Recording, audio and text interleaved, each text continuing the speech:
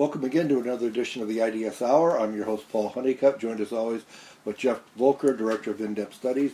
Geoff, we're continuing along on our study on the church. And today is kind of an interesting topic. We're going to talk about something which I was candidly surprised existed, and that is conflict in the church. Paul had no experience with conflict. No clue. No idea. Experience. But we were just talking before we started recording here that conflict within a church body or within the church can sort of take many forms, and it's sort of on different strata, if you will. You can start whichever top or bottom you want to, but for example, maybe conflict between just individual believers or members in the church, as opposed to, say, with leadership or even outside. Okay.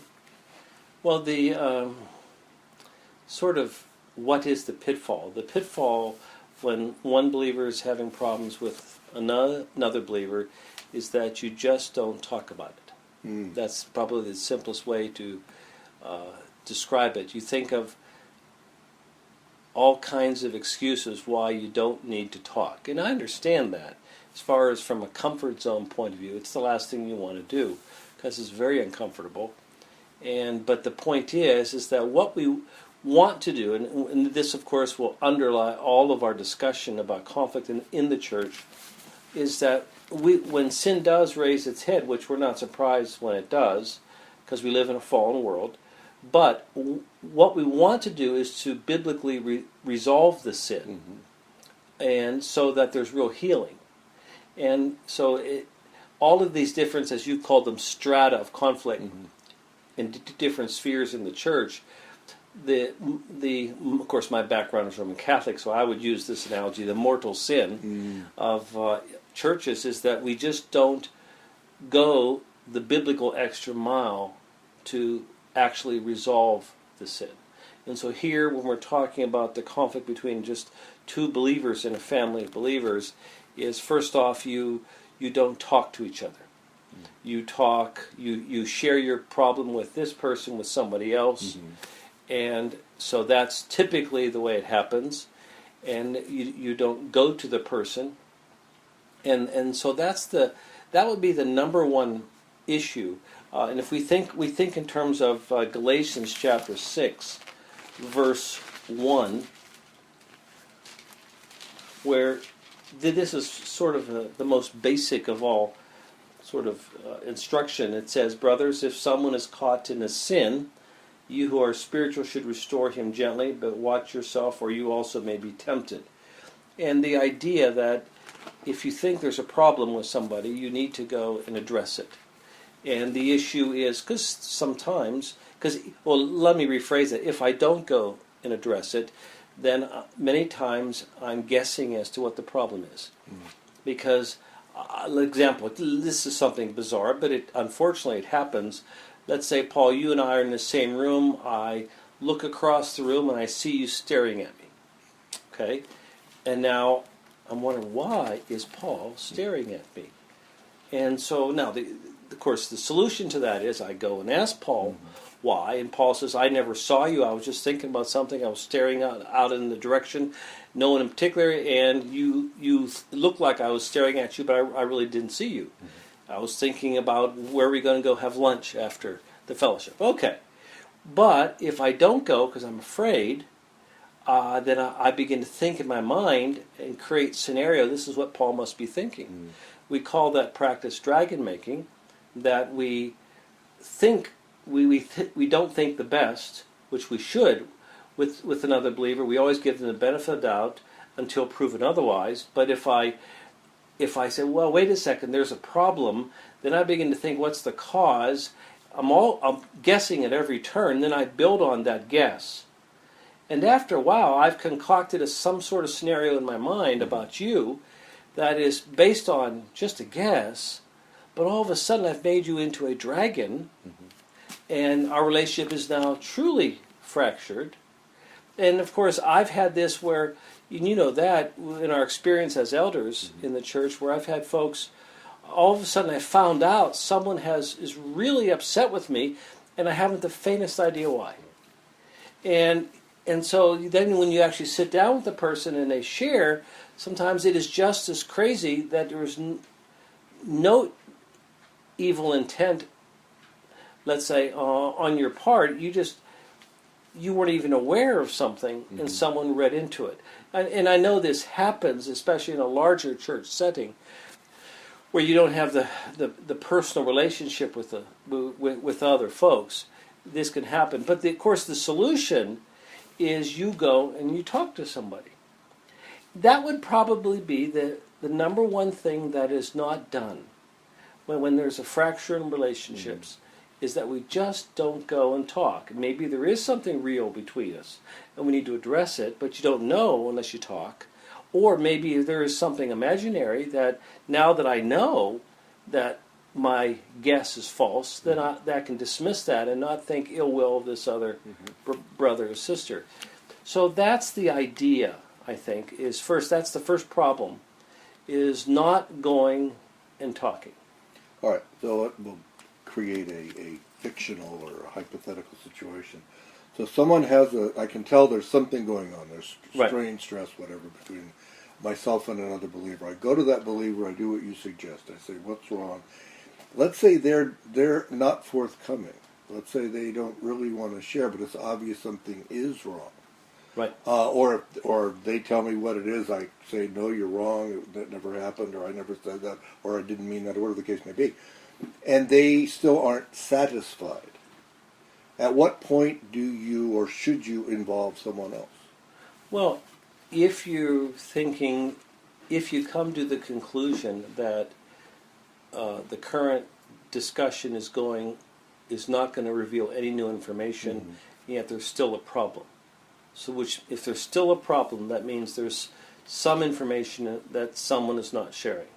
Because if it sounds like everything should be fine, and it's not fine, that means there's more to it, but one or both of the parties have to be more forthcoming.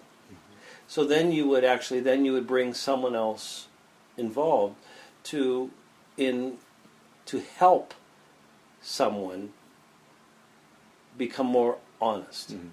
Because we know sometimes some people, someone may not think well of someone else, and they're embarrassed to share the reason why, because they know it's not a good reason, but they don't want to turn from it. Sure.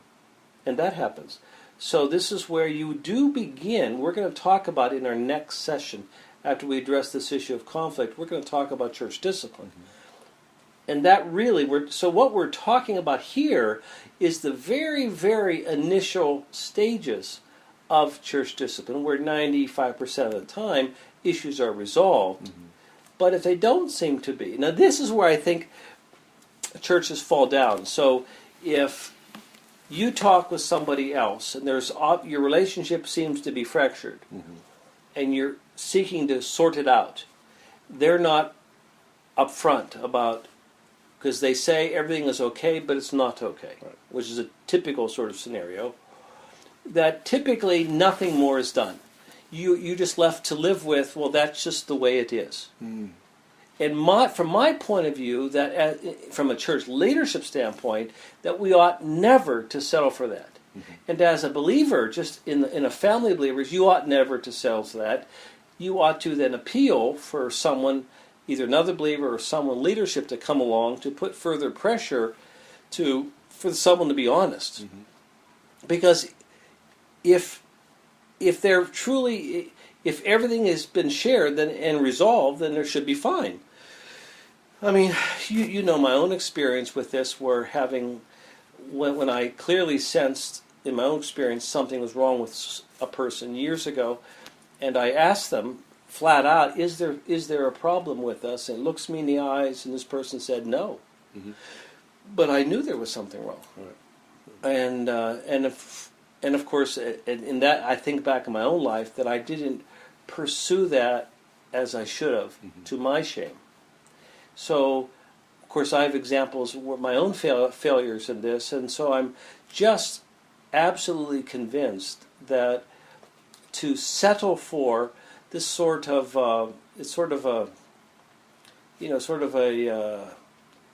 gentleman's agreement among enemies, that we're not going to say anything particularly nasty, but I don't like you. Right. Among believers, you can't settle for that. Right. And therefore we have to then bring pressure to bear on somebody to be more honest about what's the issue so that we can actually address it and so we can rebuild a relationship. Well, so to summarize what I think I just heard you say, believers should get along. There is never an excuse for believers to harbor ill will or something against another brother. No, there really isn't. What about then if you get into the area of doctrine? Yes. So, for example, we have somebody. Let's say this is all hypothetical, but let's say there is somebody in our church. Because we've never had any conflict with doctrine. No. Never. Our doctrine is pure. No. Yeah. But if there is that difference in a doctrinal position, there are times when we have to agree to disagree with other believers. Absolutely. And doctrine can certainly be one of those areas. But I think the caveat is that the difference in doctrine, we cannot allow that to influence or impede our relationship with a brother or sister. Yeah, because in the Lord, we have a natural unity with all true believers. Mm-hmm. If they believe the biblical gospel and they're a God lover, they have a new heart, yeah, we are in the same family of believers. So, but I have friends who don't agree with me theologically, other pastors, and I understand that. I embrace New Covenant theology. Let's say they embrace covenant theology. Maybe we differ on the Sabbath, because I don't think Sunday's a holy day. They think it's a holy day. Okay, well, but I have to, when I'm interacting with someone over these differences, which I do pretty much as a way of life, because of what I do with in-depth studies, I have to always remember that this is an in-house family discussion among believers, because it's sometimes hard to remember that. You can get so passionate about your point of view that you can almost treat the other person like an unbeliever, and that we can't do. Right. I violated that in the past number of times, and I just don't want to repeat that.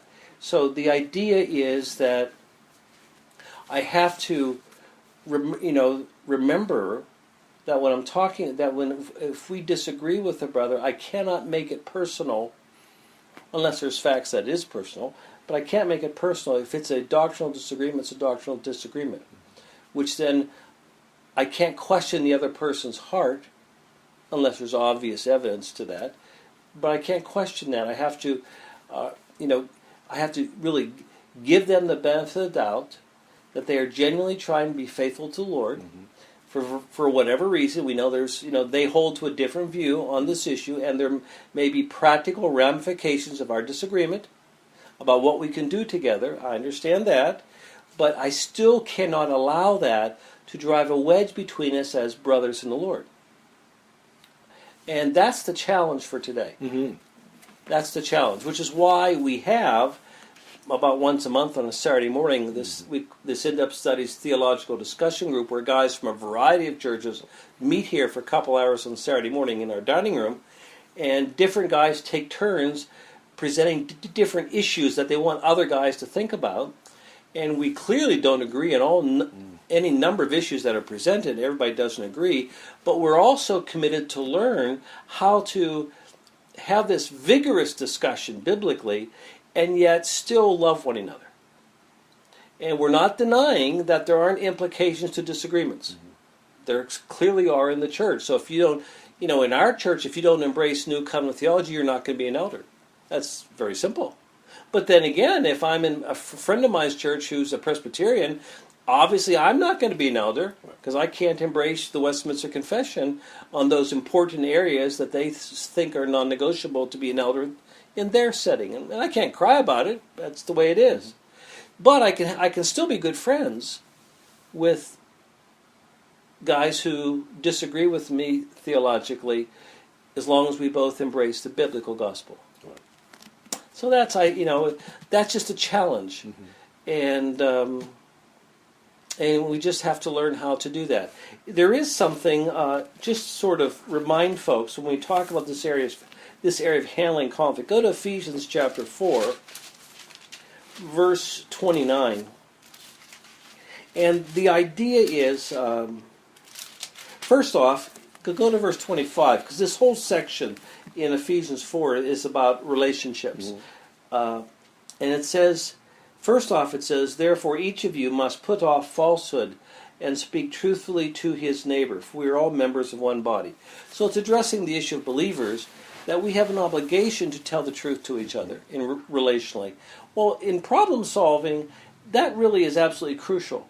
That before the Lord, I'm obligated to tell you the truth. And unfortunately, the truth may be embarrassing. I may be ashamed that I actually hold these things, but biblically, I'm obligated to be honest with you. The problem is that in so many of our churches, especially now, we're switching spheres for a second, leadership.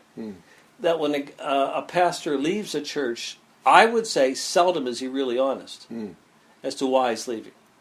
There's sort of a brotherhood, we swear to each other that we will not say anything bad about each other, but this pastor's leaving this church for negative reasons. But he never doesn't want to say that. You and I were, I think, reading the same information about something recently where they talked in terms of a particular large church. They would have this relationship with their pastors that if the pastor left to go to another church in their area, they had to sign a non-compete clause that they wouldn't take a church within so many miles, which sounds ludicrous, but they also then, at that same article, they talked in terms of that you in effect sign it's sort of a non-criticize clause. That I agree not to criticize you. You agree not to criticize me. That is so unbiblical. I mean, it's how I criticized. I understand that. But I have to tell the truth. So if I'm leaving a church because it's going in a heretical direction, I have to say so. And then I have to live with the consequences. Sure. But we have to tell the truth. So interpersonal conflict in the church, we've got to tell the truth. And that, because if you don't tell the truth, then you don't have all the facts on the table that you need to address to resolve the conflict. Exactly. Yeah. So I think this is a crucial passage of Scripture that seems to be violated constantly for a variety of reasons. It's sort of like justifying your mind that a white lie is the loving thing to do. In this situation, to tell you the truth could hurt somebody, therefore I can't tell the truth. Now, I admit there are times when there are things I would rather not say. But if I'm in a position where I'm asked a straightforward question, I've got to give the honest answer. And you just have to live with the consequences of that. Well, in our culture today, especially with all the politically correctness and all that kind of thing, I think people are being taught more and more, at least in the broad sense, not to tell the truth, not to be honest. Right. It's in the guise of, I suppose, being other person sensitive, or Yes. it's just the opposite. Because I know I've had relationships both in business and personal where I have said to the people in the relationship, please tell me honestly what you think about me or my performance or whatever it is, my business practices, for example, because I need to know that. The last thing I want in my life are people trying, in an attempt to be nice, not telling me the truth, because I want to grow. I want to do my best, as it were. And I know I'm going to fall flat sometimes, but I need to be told where I'm doing good and where I'm not doing so good, so I can change. Where the Lord has convicted me about this is actually in restaurants. When I'm in restaurants. Well, you eat in bad restaurants. Yeah, well, we won't discuss that because I'm not exactly known as a gourmet eater. But I'm in a restaurant, and let's say either the food is not good or the service is terrible, both of which can happen. And typically, let's say I walk to the counter to pay my bill before I leave. And typically, what does the person who's going to take your money ask you? How was it? Tell me, how was it? How was everything? And unfortunately, all too often, as I reflect back, I lie. I wasn't happy. I have no intention of returning to that restaurant because of that. And so the truth is, I've been very unloving because I'm not caring for the people who have the restaurant, their livelihood, because I have to assume they want people to return. So if the service is bad and it's keeping people from returning, they would want to know that. Or if the food was bad, they would want people to know that. Well, I don't care enough about them. I'm just concerned for my own comfort zone. So I'm not going to tell the truth because it'd be uncomfortable to tell someone, the food wasn't very good or the service was terrible. But so I'm really not caring for them at all. And of course, see that. So now we bring this back to a far more important subject, conflict, where I need to tell the truth. This is, I think you lied to me, Paul. This is why I'm harboring this. Well, we got to find out, have you lied? And maybe if you had, then we got to resolve this. Or maybe you haven't lied, I've just guessed and and I'm just making, and therefore I need to address that. But whatever the case, we've got to put everything on the table. Well, let's take this to the next level, because between you and I mean, of course, again, all hypothetically, if we're just fellow believers, we're going to deal with our interpersonal relationships, okay, and hopefully in the Lord. But now we take it to the next level. Now, what do I do when we're talking about conflict between a believer and someone in leadership? Because that's where what you just described, where it's harder to tell the truth, harder to be honest. Yeah. Because either the relationship makes it more difficult for that person, they're looking up to this leader and they're afraid to tell, or maybe it's just they're afraid of what might come of it, that the leader might take some kind of action. Is it any different in terms of me dealing with someone in leadership? I mean, as far as what you need to do, no. Okay. There's just more complicating factors. So I have the same responsibility. Yes, you are your brother's keeper, regardless. And we talked about Galatians 6:1. If brother is caught in a sin, it doesn't matter what position he holds. That's the way it works. But you have to be willing to accept consequences. But the point is, if we believe that our Father in heaven is controlling our situation, then it doesn't. Then that ought not to matter. But unfortunately, all too often it does matter, as far as what's going to happen. And so we limit our obedience to Scripture on problem solving based upon what could happen to us. And that's a point I think that we need to address before we draw this segment to a close, is that what happens when we obey is truly none of our business.